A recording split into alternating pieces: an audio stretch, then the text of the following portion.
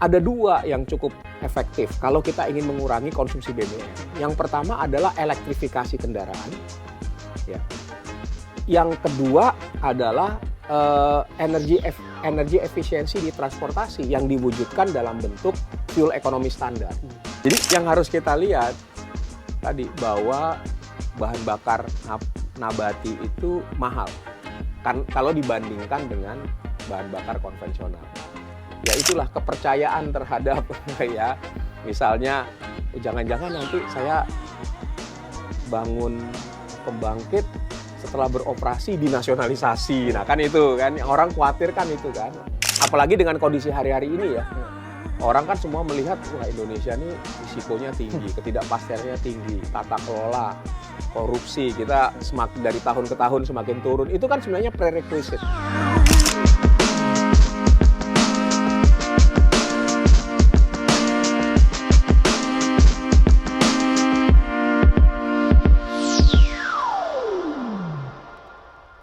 Halo sahabat Kompas, jumpa lagi di podcast Kompas Professional Mining.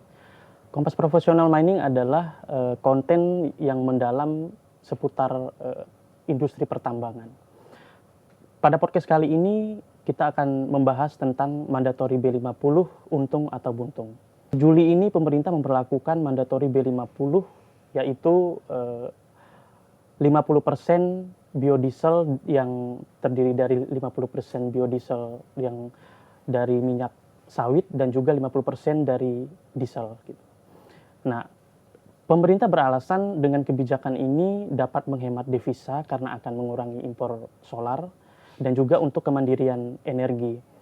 Namun kebijakan ini menuai pro kontra di berbagai pihak. Nah, terkait hal itu apakah kebijakan ini sungguh kebijakan yang strategis atau hanya kebijakan yang jangka pendek? Kami telah menghadirkan pembicara di dalam podcast ini yaitu Bang Fabi Tumiwa, CEO Institute for Essential Services Reform. Selamat datang Bang. Terima kasih sudah mengundang saya. Sama-sama Bang. Nah ini kan Bang kita udah dengar nih Bang dalam beberapa bulan terakhir gitu kan bagaimana sih B50 ini kan sudah lama dibicarakan lah kan gitu kan dan dengan segala pro kontranya yang pasti abang juga sudah tahu gitu dan di kalangan industri juga ini sudah dibicarakan gitu kan sudah santer lah gitu beredar. Nah kalau kita lihat kan Bang ini B50 ini kan target yang cukup ambisius ya Bang bisa dikatakan kayak gitu kan. Nah tapi di sisi lain juga kan bauran energi kita ini yang tercapai baru belasan persen dan untuk pensiun dini PLTU batubara juga ini kan masih lamban gitu kan Bang. Nah, sejauh mana sebetulnya mandatory B50 ini itu bisa menimbulkan distraksi gitu terhadap kebijakan yang sifatnya lebih substantif gitu, yang lebih fundamental terhadap transisi energi kita Bang sebetulnya. Ya, jadi kita coba lihat faktanya ya. Bahwa dengan adanya B50, kebijakan B50 yang mulai berlaku 1 Juli ini, Indonesia itu adalah negara dengan blending bahan bakar nabati terbesar di dunia. Ya, tidak ada negara lain dengan blending sebesar yang ada di Indonesia sekarang. Itu fakta yang pertama. Fakta yang kedua, percepatan B50 itu berasal memang dipicu yang kita tahu itu adalah dari krisis di Selat Hormuz yang kemarin terjadi, yang sekarang ya memang masih fragile ya proses perdamaiannya, tapi kira-kira itu yang menjadi dasar kenapa pemerintah kemudian mempercepat dari B40 ke B50. Nah, kita harus lihat konteksnya. Konteksnya itu keputusan ini dibuat ketika Indonesia menghadapi tantangan impor BBM ya. Dan juga adanya kenaikan biaya impor karena kenaikan harga minyak. Kita tahu pada saat krisis Selat Hormuz, puncak-puncaknya, harga minyak itu mencapai hampir mungkin $130 per barrel. Ya. Gitu. Nah, tapi hari ini sudah turun, udah di bawah $80 per barrel. Jadi ketika kebijakan itu dibuat, kita menghadapi situasi itu. Ya. Dan di mana kalau dilihat alasan pemerintah mempercepat B50 itu justru untuk mengurangi impor. Ya, mengurangi impor BBM. Dan kalau kita lihat narasi yang disampaikan adalah juga menghemat devisa. Iya. Itu menurut saya tidak salah. Itu alasan yang valid. Iya. Tapi juga ada hal-hal lain yang juga harus dipertimbangkan bahwa dengan adanya kebijakan ini ada trade-off. Iya. Nah, trade-off itu yang sepertinya tidak masuk dalam pertimbangan pemerintah. Trade-off-nya itu yang tadi ya kita lihat bahwa kalau ada kenaikan dari B40 ke B50, maka berarti ada penyerapan yang lebih besar untuk minyak sawit di dalam negeri. Kalau minyak sawit diserapnya lebih besar, sementara produksi kita yang kita lihat dalam 10 tahun terakhir itu praktis 5 tahun terakhir ya, praktis stagnan di angka 48 sampai 52 juta, maka berarti harus ada yang dikurangi. Yang dikurangi apa? Dikurangi adalah ekspor kita, ekspor minyak sawit ya. Dengan adanya kenaikan B40 ke B50, ada tambahan permintaan CPO untuk bahan bakar nabati kira-kira 4 juta ton per tahun. Kalau ini setengah tahun berarti kira-kira 2 juta ton. Artinya apa? Kalau ini berlaku penuh tahun depan, kita nggak bisa mengekspor 4 juta. Ya, 4 juta ton. Nah, ini penting. Pentingnya kenapa? Karena sejak pelaksanaan program bahan bakar nabati, ya kita lihat mulai dari B10 sampai ke B40, keberhasilannya itu ditopang oleh yang namanya subsidi. Subsidinya tidak diberikan oleh APBN, tapi diberikan oleh Badan Pengelola Dana Kelapa Sawit, BPDP, di mana sumber dana dari BPDP yang dibayarkan untuk subsidi biodiesel itu berasal dari pungutan ekspor. Jadi kita bisa bayangkan kalau ada ekspor yang dikurangi, maka bisa jadi ya penerimaan BPDP itu berkurang. Sementara dengan adanya kenaikan volume bahan bakar nabati karena B50 tadi, subsidinya semakin besar, gitu loh. Nah, apalagi ada faktor lain kalau nanti selisih harga antara minyak sawit CPO ya dengan harga BBM itu semakin lebar. Artinya peluang untuk subsidi yang diberikan juga akan semakin besar. Nah, ini hal-hal yang sepertinya tidak atau sudah dipertimbangkan tapi tidak pernah disampaikan secara utuh bahwa ada trade-off. Kita belum lagi bicara trade-off dampaknya pada kenaikan harga minyak goreng misalnya, ya kenaikan harga CPO yang dipakai untuk bahan baku industri, untuk pangan dan lain-lain, yang semuanya punya dampak yang ditanggung oleh publik sebenarnya gitu loh. Nah, ini beberapa trade-off yang mungkin belum atau jarang kita dengar ya dari penyampaian pemerintah terhadap kebijakan B50. Kemudian kan Bang gini, kita kan punya potensi PLTS gitu kan, tenaga surya kan kayak gitu. Nah, sejauh mana sih Bang ini sebetulnya akan mengganggu program-program yang esensial lah seperti itu kan untuk transisi energi? Kan kita punya potensi materialnya juga gitu kan, tapi sejauh mana itu bisa mengganggu program-program yang esensial seperti itu, dan juga ekosistem panel surya kita ini sudah seperti apa Bang sebetulnya? Mungkin kalau untuk meletakkan dalam konteks yang B50 ini ya, kita sebenarnya begini, kita menghadapi masalah kenaikan konsumsi bahan bakar minyak. Tidak hanya solar ya, tidak hanya diesel tapi juga yang lain. Lalu kemudian kita impor semakin besar. Sebenarnya yang coba diatasi oleh pemerintah ini kan impor tadi. Dengan dibilang mencapai kemandirian energi dan lain sebagainya. Yang mau dikurangi kan impor. Nah, pertanyaannya adalah strategi apa sih yang paling efektif untuk menekan impor tadi? Karena kalau dari hasil kajian kami di ISR, itu memang diperlukan beberapa instrumen kebijakan untuk bisa menurunkan impor. Jadi tidak bisa hanya satu, misalnya dengan menggunakan instrumen B50 atau pengembangan bahan bakar nabati. Tidak hanya B50, sekarang juga ada etanol 5% atau E5 ya. Nah, kami menilai berdasarkan kajian sebenarnya dibutuhkan berbagai kebijakan lain yang mendukung. Nah, yang lebih efektif apa sebenarnya? Ada dua yang cukup efektif kalau kita ingin mengurangi konsumsi BBM. Yang pertama adalah elektrifikasi kendaraan, ya. Yang kedua adalah energi efisiensi di transportasi yang diwujudkan dalam bentuk fuel economy standar. Dua kebijakan ini itu lebih efektif untuk dalam jangka panjang tentunya untuk mengurangi laju konsumsi BBM sehingga kita bisa nanti mengurunkan impor dan mengganti kebutuhan bahan bakar di sektor transportasi khususnya transportasi darat dengan listrik. Gitu. Nah, di sini yang menjadi peran kalau sudah bisa diganti dengan listrik, listrik itu bisa dihasilkan dari berbagai sumber. Jadi tidak hanya satu ya.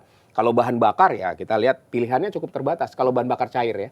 Tapi kalau listrik dia bisa dihasilkan dari salah satunya yang kita kaya adalah dari energi terbarukan. Nah, energi terbarukan Indonesia sumber daya yang paling besar itu energi surya. Yang hari ini dibandingkan dengan sumber daya yang ada yang bisa kita gunakan dengan menurut data Kementerian SDM saja sekitar 3.400. Kalau menurut kajian ISR itu hampir 2 kali lipatnya, jadi 7.700 ya. Paling tidak itu berdasarkan ketersediaan lahan dan intensitas energi. Nah, karena penting ya, karena ketersediaan lahan itu atau luasan space-nya itu karena itu dibutuhkan untuk teknologinya bisa mengkonversi sinar matahari menjadi listrik. Tapi poinnya adalah kalau kita mengganti tadi kebutuhan bahan bakar cair diganti dengan listrik, listriknya bisa dihasilkan dari sumber energi terbarukan, maka sebenarnya penggunaan lahannya lebih efektif. Dari studi yang kita lakukan bisa membuktikan bahwa yield energi setiap 1 hektar, kalau kita katakan ada 1 hektar lahan, pilihannya kita pasang PLTS gitu ya. Atau kita tanami sawit, mana yang sepanjang lifetime-nya menghasilkan energi lebih besar.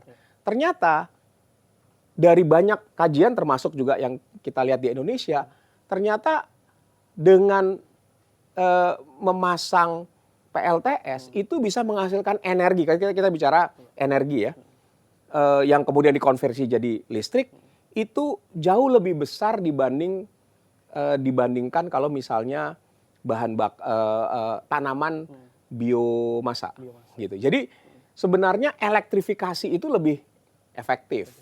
Ya, jadi kalau ditanya apakah B50 itu tidak bisa dilakukan, ya bisa saja. Jadi kalau saya melihat B50 itu sebagai sebuah kebijakan jangka pendek untuk mengurangi impor BBM sembari kita menunggu energi terbarukan yang dibangun, karena sampai hari ini kan kalau kita lihat bauran energi terbarukan kalau total bauran energi terbarukan menurut pemerintah sekitar 16%. Tapi itu kalau itu bisa dipisah listrik dan non listrik ya, karena biofuel juga masuk di sana. Kalau listriknya sendiri mungkin hanya sekitar 10-12%.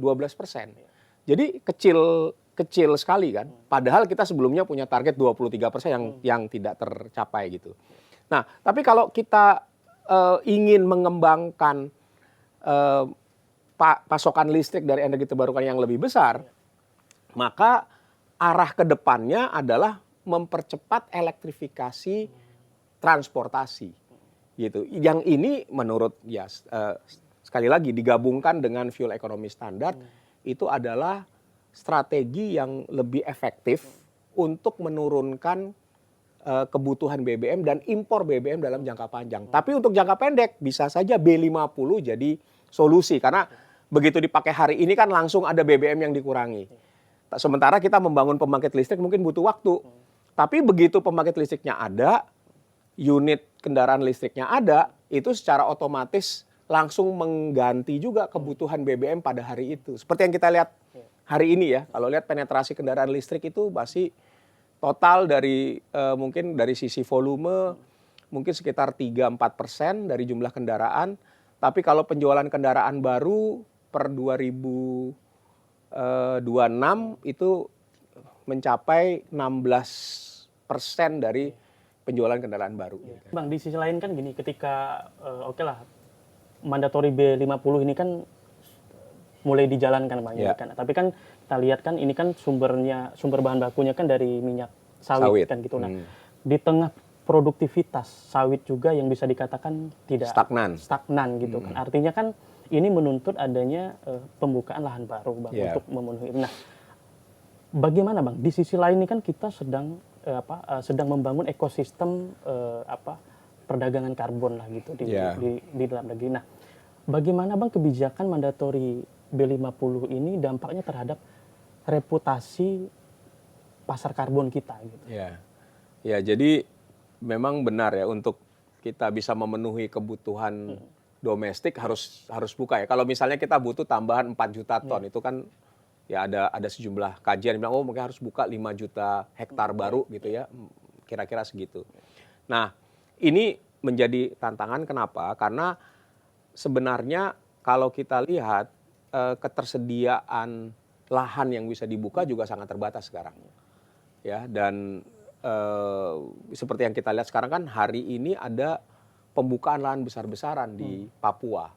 Ya, dan untuk sumber cadangan pangan yang dibilang ya, tapi juga energi yaitu sawit dan tebu yang sebenarnya itu untuk mendukung program bahan bakar nabati. Kayak yang kita baca kan 2 juta hektar yang direncanakan dibuka di sana. Nah, ini tentunya menghasilkan emisi gas rumah kaca yang tinggi gitu. Apalagi dan tidak saja itu, kita lihat aktivitas pertambangan itu masih terus terjadi kan, dan ini juga buka lahan sebenarnya, buka hutan, pasti ada dampak pada emisi gas rumah kaca. Jadi aktivitas ekstraktif hari ini itu memang menyumbang pada kenaikan emisi gas rumah kaca. Nah, sementara sebelumnya di pemerintah sebelumnya sebenarnya sudah ada target untuk mencapai net volume 2030. Ya, artinya emisi dari forest and land use itu dibuat nol lah gitu kira-kira ya. Antara penyerapan sama yang dihasilkan sama. Tapi dengan adanya sekarang pembukaan lahan yang lebih agresif, maka target itu sepertinya sukar untuk dicapai. Seperti kita lihat misalnya ya, data menunjukkan angka deforestasi Indonesia dalam 3 tahun terakhir juga terus meningkat. Ya, jadi zero deforestation yang dijadikan target juga susah nih kayaknya. Nah, apalagi ya di era pemerintah sekarang ya, yang lebih agresif untuk buka lahan. Jadi ini menjadi tantangan tersendiri bahwa emisi kita akan naik. Nah, ini memang menurunkan kredibilitas. Nah, kita tahu pemerintah baru meluncurkan mekanisme untuk perdagangan karbon misalnya ya, termasuk hari ini juga ada peraturan yang baru diluncurkan ya, peraturan Menteri Lingkungan Hidup juga yang berkaitan dengan itu. Nah, tapi kita bisa bayangkan kalau Indonesia kemudian menjual penurunan emisi dari sektor lahan ya lewat nature based solution itu misalnya, tapi di satu sisi angka deforestasinya naik, ini kan jadi kontraproduktif gitu loh. Jadi di satu sisi kita itu menjual penurunan emisi, tapi secara agregat emisi dari sektor lahan juga hutan dan lahannya tuh meningkat gitu.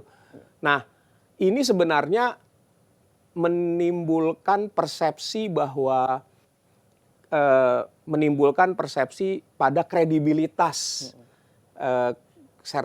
kualitas penurunan emisi yang dihasilkan dari proyek-proyek itu. Nah, apakah berdampak pada harga kita harus lihat. Tapi yang jelas kan ini aneh ya, kita punya tren emisinya naik sementara kita jual sertifikat penurunan emisi. Jadi ya gimana ya, padahal dimaksudkan proyek-proyek seperti nature based solution itu dimaksudkan untuk membantu kita mengurangi emisi kita dulu. Jadi itu yang dipakai di dalam negeri gitu ya, menurunkan emisi gas rumah kaca. Kalau ada kelebihannya baru yang kemudian dijual gitu. Jadi kalau kita menjual di satu sisi kita tetap mengemisi, jadi gimana?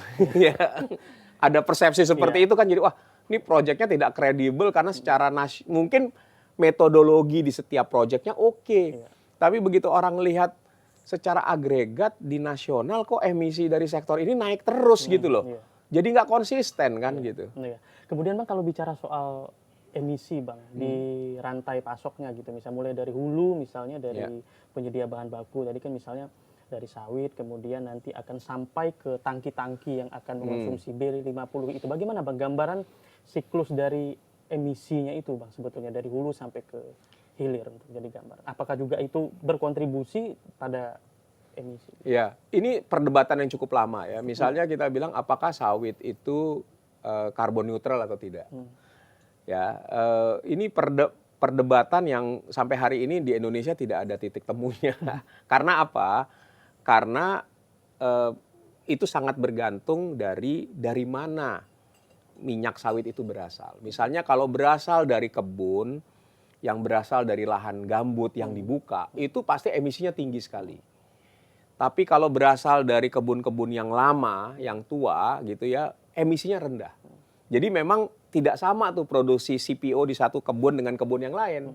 Nah, oleh karena itu memang sudah lama kan ada standar-standar yang kemudian bisa menghitung dan metodologi untuk menghitung berapa sih emisi dari minyak sawit gitu ya yang nanti dipakai untuk bahan baku biofuel. Nah, tapi tidak pernah dideklarasi. Pemerintah juga tidak pernah mensyaratkan misalnya ya bahwa penggunaan bahan bakar nabati untuk biofuel, CPO untuk program biofuel itu harus berasal dari kebun yang emisinya rendah. Gitu ya, atau sumber yang emisinya rendah. Kan tidak pernah ada syarat walaupun sudah lama disarankan agar ketika program biofuel itu dicanangkan ada safeguard dong, ada syarat yang diberikan, yaitu hanya berasal dari minyak CPO yang katakanlah emisinya sekian. Karena apa? Karena di balik itu kan kita mau menunjukkan peralihan dari BBM ke bahan bakar nabati itu ada manfaat penurunan emisi gas rumah kacanya. Nah kalau dengan sekarang kita nggak bisa klaim ada manfaat penurunan emisi gas rumah kacanya. Kenapa? Karena ternyata sumber dari CPO-nya, sumber bahan FAME dari CPO itu berasal dari kebun yang tinggi karbon. Nah ini harus dicek ya sumbernya dari mana. Tapi ini perdebatan yang tidak habis sudah bertahun-tahun gitu. Karena setiap lembaga mengeluarkan angka sendiri-sendiri. Ada yang bilang rendah, ada yang bilang tinggi. Tapi kalau saya sebenarnya itu mudah kan. Dengan sekarang kita bisa tracing gitu ya. Bisa dicek ini sumbernya misalnya dari pabrik A ini kebunnya di mana. Dilihat aja kalau itu kebunnya bekas lahan gambut, nah itu pasti emisinya tinggi. Tapi kalau misalnya udah dari kebun sawit yang lama yang sudah diremajakan, nah itu mungkin emisinya lebih rendah. Tapi metodologi untuk menghitung itu sudah ada dan well established. Yang diperlukan adalah tadi kalau pemerintah mau mulai menggunakan standar tadi sehingga kita bisa mendapatkan manfaat penurunan emisi dari kebijakan biofuel ini. Kan kalau kita mau mencapai net zero emission itu juga kan butuh investasi kan Bang gitu kan. Artinya kan butuh investor lah gitu kan untuk berinvestasi di berbagai bidang gitu. Nah, ini kan setiap sektor kan harus menurunkan emisinya kan Bang gitu kan. Jadi kan otomatis kan butuh investasi juga gitu kan. Nah, ini kan butuh kepercayaan investor gitu untuk mampu berinvestasi. Nah, dengan situasi kebijakan seperti sekarang misalnya dengan berbagai dinamikanya itu seperti apa sih kira-kira persepsi investor nih untuk berinvestasi di bidang energi baru terbarukan itu untuk mencapai target emisi kita. Ya, kalau menurut kajian ISR ya untuk mencapai net zero emission 2050 kita lebih ambisius, nggak 2060 kita 2050. Dari kajian yang kita lakukan, kita itu butuh investasi kira-kira 40 miliar dolar per tahun. Rata-rata per tahun dari sekarang sampai 2050. ya tidak terlalu sama tapi kira-kira rata-rata segitulah. Kita butuh kebutuhan sekitar. Angka pemerintah sampai 2060 tuh 1 triliun dolar lah gitu kira-kira ya, 1.000 miliar dolar gitu.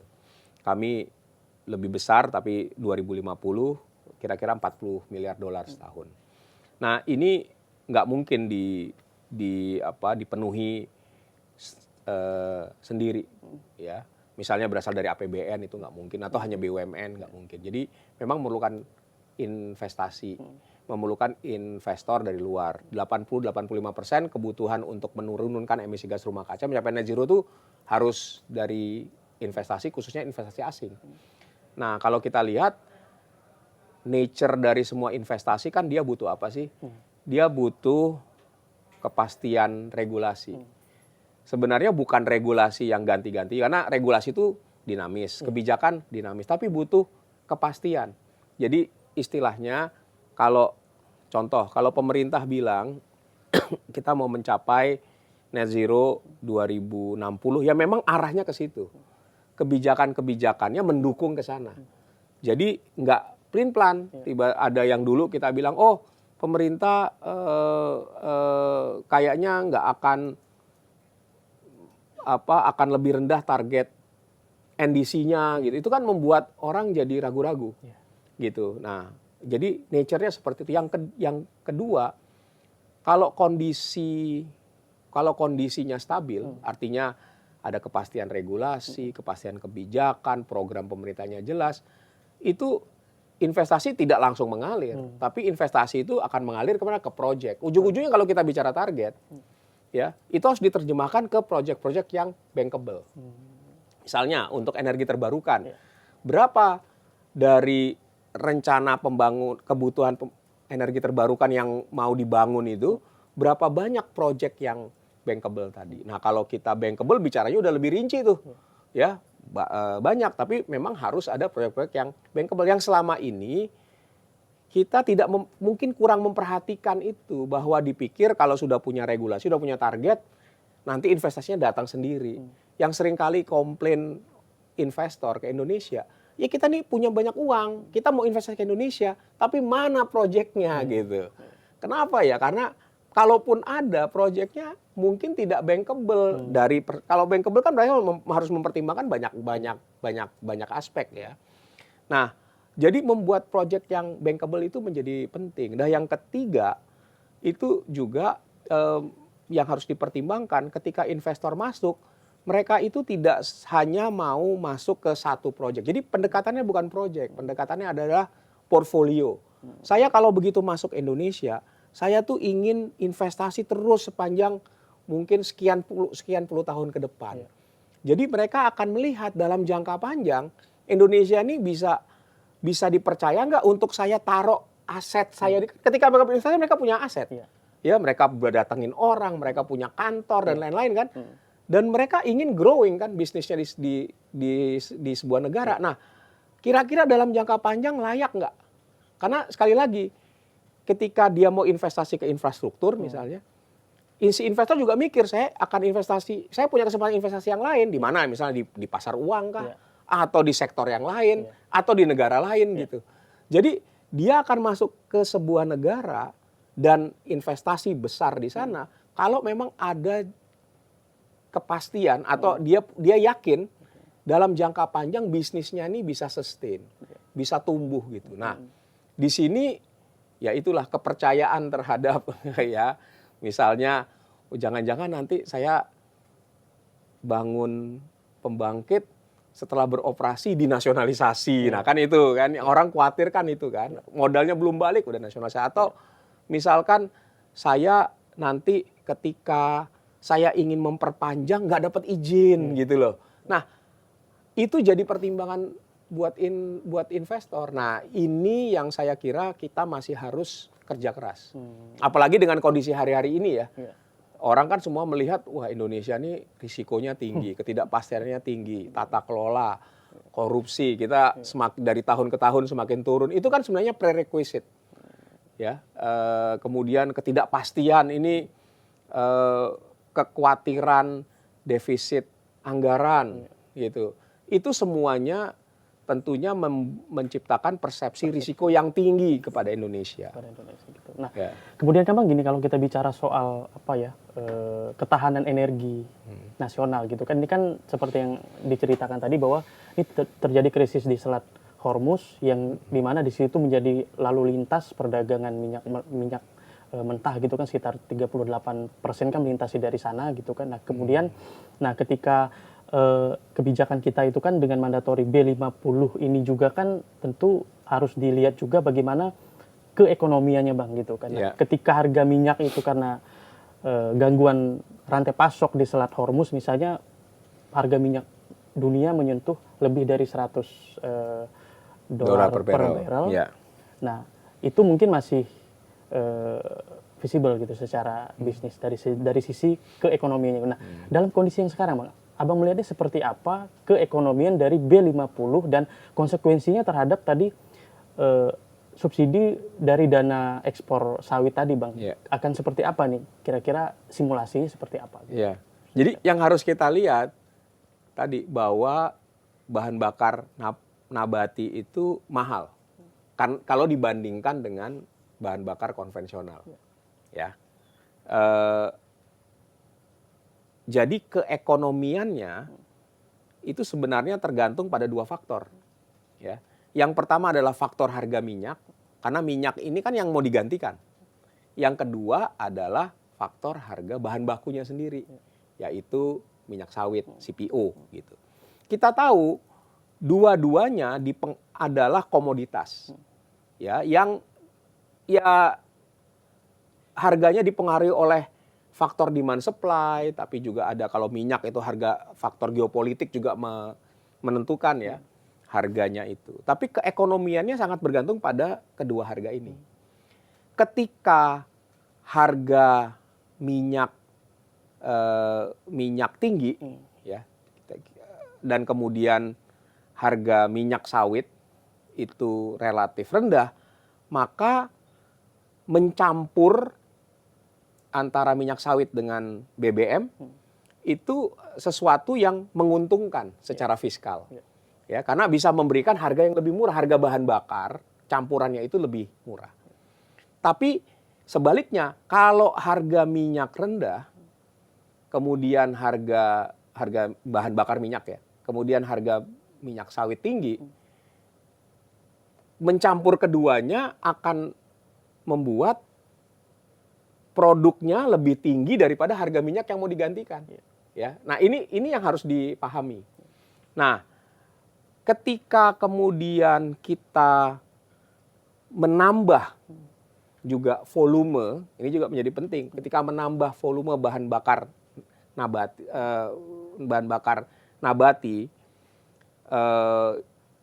ini juga artinya kontribusi biaya dari harga minyak sawit menjadi lebih besar kepada pembentukan harga bahan bakar nabatinya. Itu kira-kira. Makanya kalau dilihat kenapa dulu B20, B30 itu relatif mungkin bisa terjangkau, karena pencampurannya kecil, selisih antara harga BBM, harga minyak dan harga bahan bakar nabatinya tidak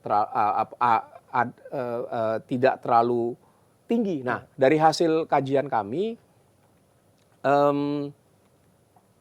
price gap-nya yang zero subsidy itu kalau nggak lebih dari perbandingannya 1:10. Jadi secara ilustrasi begini, kalau harga minyak sawit $1.000 per ton, itu harganya jadi netral, tidak perlu subsidi itu kalau harga minyaknya maksimum $100 per barrel, gitu kira-kira. Secara gampangnya gitulah kira-kira Jadi kalau ini 1.000, ini 100, gitu kira-kira. Kalau ini terjadi, maka pemerintah nggak perlu ngeluarin subsidi apa-apa.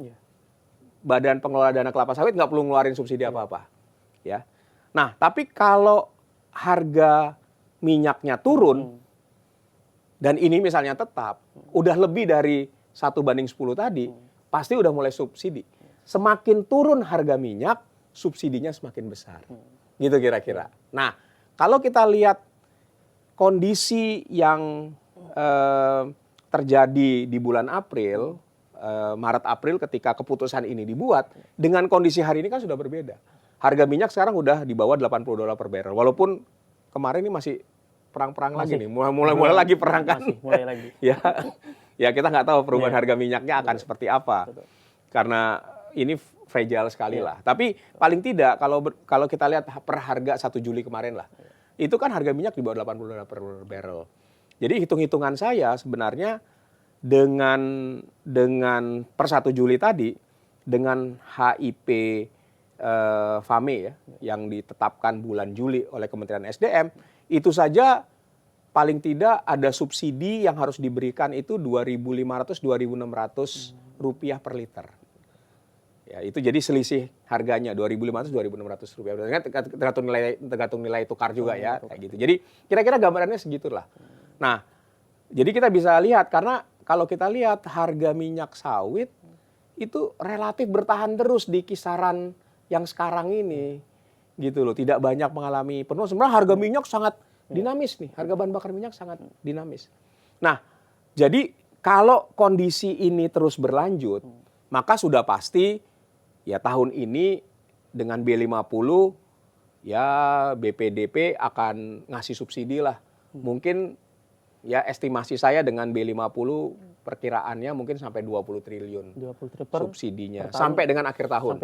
Ya, karena ini kan hanya setengah tahun. Tapi kalau tahun depan dilaksanakan penuh, lebih besar lagi kebutuhan subsidinya. Nah, yang harus diingat, dana BPDP itu sebenarnya nggak hanya untuk subsidi bahan bakar nabati, tapi juga untuk mendukung petani petani kecil untuk dia meningkatkan produktivitasnya, ya. Replanting segala macam. Replanting. Kalau dananya semua dipakai untuk mensubsidi bahan bakar, kasihan nanti petani yang nggak dapat. Nah, ini yang justru menjadi penting di dalam urusan produksi minyak sawit di Indonesia, karena 40% minyak sawit kita tuh datang dari smallholder gitu loh. Petani-petani yang produktivitasnya nggak naik-naik produktivitas lahannya, karena ya persoalan macam-macam lah ya.